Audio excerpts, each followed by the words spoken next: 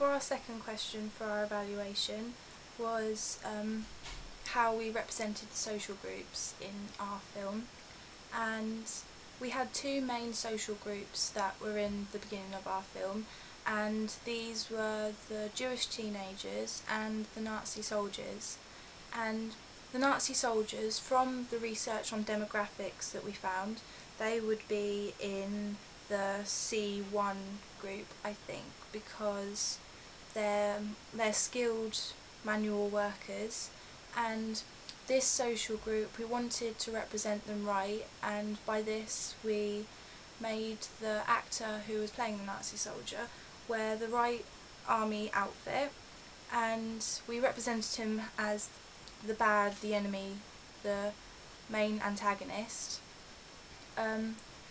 He wore all of the outfit and the props that were required for his job role as a soldier, and we tried to represent this in a way that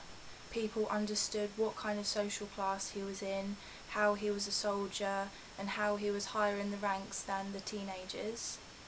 The Jewish teenagers, as they would most likely be students, they'd be in the E group of the demographics graph, and that's mainly because they were students, and their social class in the 1940s, as they were younger and as because they were Jewish, they were probably lower than a lot of people anyway, and we wanted to represent this social class well, but we wanted them to look a little more professional and higher up than what everybody was going to expect them to be. So we dressed them up in the proper mise-en-scène outfits by getting them to wear all black and quite casual clothes, and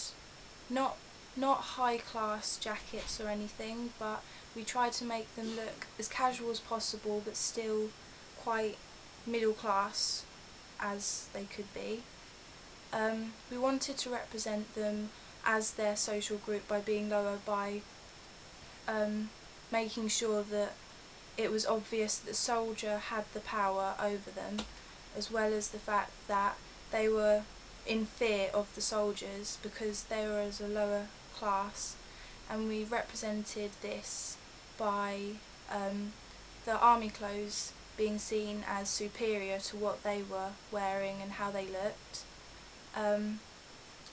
The Jewish adults in the openings of the film, they wore smart clothes, and were the way that they spoke and the way that they sat, we tried to make them show that they were more